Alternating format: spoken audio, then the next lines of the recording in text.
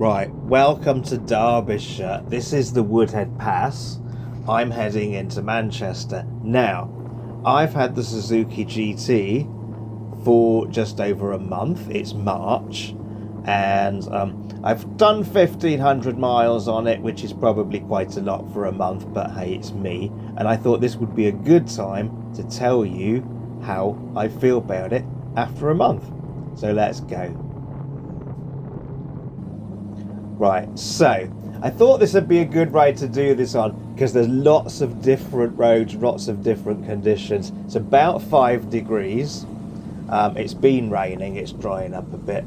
So, I mean, going uphill. Now, interestingly, I live in East Anglia. We don't have any hills. But look, filtering uphill, I'm happy on this. Somebody said to me, when I first got this. Now this has come delivered with Dunlop, I think they're Dunlop Road Sport tyres on. Someone called them ditch finders. I know why he said that. I don't want to change them yet. There's no point. 1,500 miles in, I'm happy with them. They're nicely scrubbed in. I will put better tyres on it. It's a shame they don't come delivered with something a bit better. I'm probably going to put Bridgestone's Battle Axe or something like that on. So that's that. It's a really nice bike. Now, it feels bigger than my previous GSX-S1000F. I've had 2 of those. I loved them very much. They were great bikes. So I've kind of upgraded. I have also had a GSX-S1000R, which I've got rid of recently because it was hurting my back. That pub over there, sorry, digressing now, that pub over there, really good. Went in there the other night, right? 2 motorcycle clubs in. None of them turned up on a bike. Anyway, back to the bike. So, it's bigger and wider than the old GSX-F. However, it only feels that. It isn't. Right, it's basically the same bike underneath. It's still got the original K5 engine from years ago. This is tuned a lot better. It performs a lot better. It accelerates better. It's smoother. Its top speed is apparently less. I did look online what the supposed top speed is. I think it's 145. It isn't. It'll go faster than that, but that's not for now. It's smooth. Fucking hell! Did you see the size of that pothole? It was like a crater. And I'll tell you something that I like about this bike, okay? It's really smooth on the suspension. It handles potholes better. I've been on other bikes. You go over a pothole like that, all of the traction control lights would be coming on, it'd be flashing at you like a Christmas tree. So, onto the motorway. It accelerates well. It's good. The windscreen I find on this is quite large. I've changed my screens on other bikes to make them a bit smaller. But it did, as I was coming over the Pennines, the windscreen keeps the rain off your phone on your quad lock. And it does keep the rain off you as well, despite it being a very upright riding position. And it's very upright. And that's what I like. For reference, I'm 1m85 m, which is 6'1". This suits me perfectly. Doesn't hurt my back. My feet go flat on the floor. It's a reasonably average seat height. Can't remember what it is. Another thing I want to say, I've seen people claiming they're getting 190 miles out of a tank. Absolute bollocks. I don't know if they're just going around everywhere in first gear. You're not going to get that.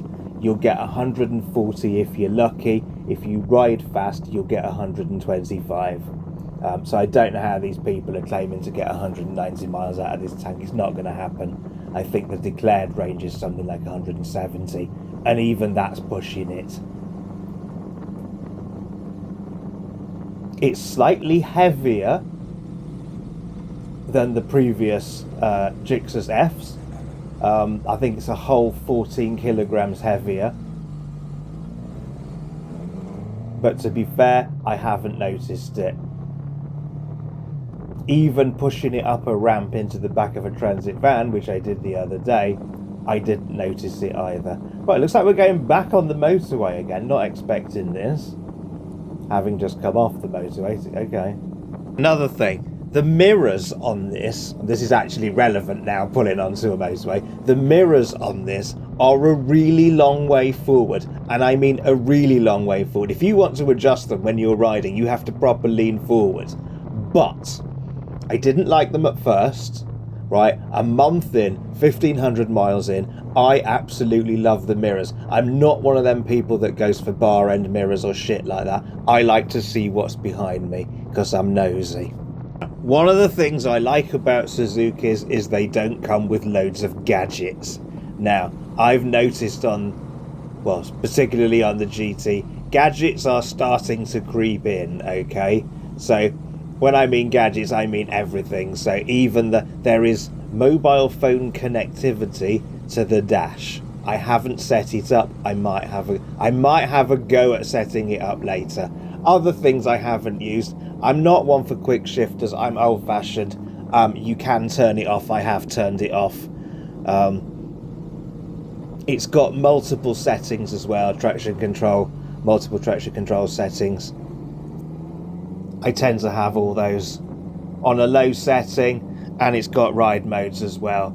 So I think they're either A, B, C, or 1, 2, 3. Can't remember. But it does have a really useful USB port, right? And because the bars are really wide, you can attach multiple things like cameras. Oh look, you're on the camera. What's this here? Look, this science museum. That looks interesting. So multiple things. Go across. Right, multiple things you can attach. So I've got the camera on there. I've now got my phone. As I say, I've not set up the mobile phone connectivity. I could have maps on the dash, apparently. But you might as well just keep it on your phone. Right, let's talk about the brakes, because this is one of the biggest differences that I noticed moving from the GSX-S1000F. Okay, the brakes on this are really smooth. Now, I don't know the technology behind it, but it's different, okay? When you used to brake on the old GSX-F, it was more, not grabby, but you could be grabby with it, okay? If you wanted to be grabby with the brakes on this, you know what I mean by it, slamming them on, it's not gonna let you. It doesn't let you. It's almost like it's some sort of safety thing. If somebody knows, let me know in the comments, because I'm really interested. It's a really big noticeable difference, okay? You cannot jab the brakes on this bike. So if you're a new rider, or you're just somebody that, I don't know, slams the fucking brakes on for no apparent reason, then this bike could probably suit you. But it's noticeable. Something else to point out is the engine noise. Now, it doesn't always do it, okay? And it's the exhaust valve that you can hear, but you've got like this additional noise. It sounds alright, actually. It doesn't bother me. And once the bike warms up, the sound changes. Some people have gone to Suzuki and been asking them questions, because when I took this in for the first service, we talked about it. There is a notice out on it. But just want to point out, don't worry about the noise. It's absolutely fine.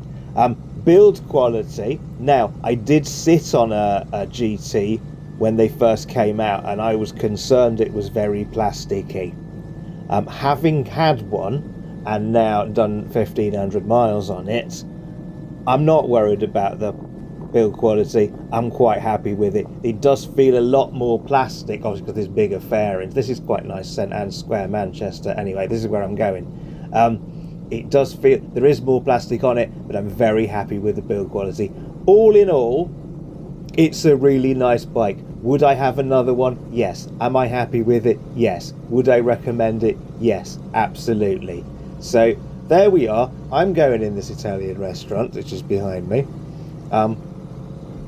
I've brought my Oxford Monster lock because it's Manchester. Look at those fire exits there. It looks like New York. Anyway, thank you for watching. I'm sure there'll be many more videos.